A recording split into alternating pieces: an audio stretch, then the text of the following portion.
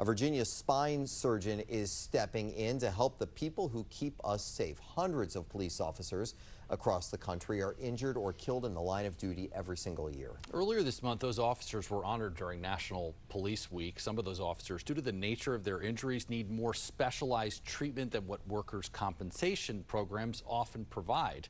A mystery philanthropist backing an effort to fill that care gap now. RJ Korf shares this powerful story, and there is a warning here for viewers. The topic of suicide does come up in this story. During National Police Week, officers from every corner of the country come to Washington to honor the men and women whose names are etched onto the National Law Enforcement Memorial. Nearly 25,000 in total. I have friends on the wall.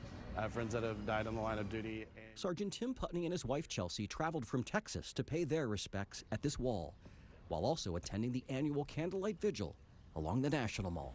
Joshua R.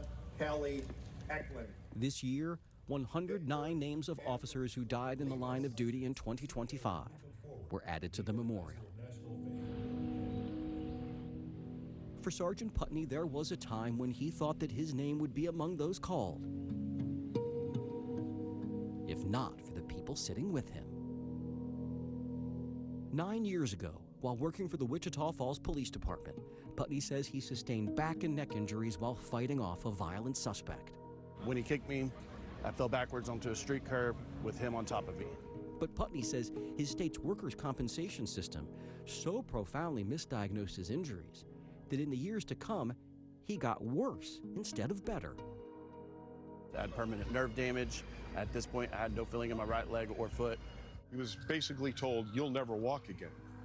Well, then he met the Wounded Blue. Randy Sutton runs the Wounded Blue, a nonprofit that supports officers in crisis from on-the-job incidents, whether physical or emotional. As an officer, you're taught to just bottle it up, move on to the next thing. You're strong, you can handle this. Putney soon realized he couldn't. His life began to spiral, and worst of all, he considered himself a burden to his wife and 2 children. The most emotional point of this journey was the fact that I nearly took my life. Having 2 suicide attempts, that I nearly took that away from my family because I thought that my life was over, and what I didn't know was it was just about to begin. And here's where our story takes a stunning turn. I don't know who this man is. To this day, I call him the voice on the phone, right? But that began a relationship that has now gone 6 years. Sutton says this mystery philanthropist has donated $3 million over the years to the Wounded Blue to support officers in dire need of costly medical care. We have now changed the lives and saved the lives of police officers around this country. That mystery donation has allowed Sergeant Putney in the last year to receive care from spine surgeon Dr. Asan Jazini. It was very moving that I've had the ability and the blessing to be able to touch someone else's life is really why I got into medicine to begin with.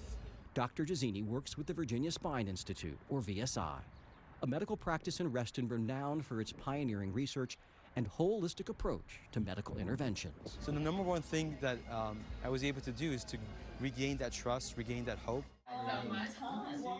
The Putneys met with Dr. Jazini and his team the morning after the candlelight vigil to talk about next steps in his healing process.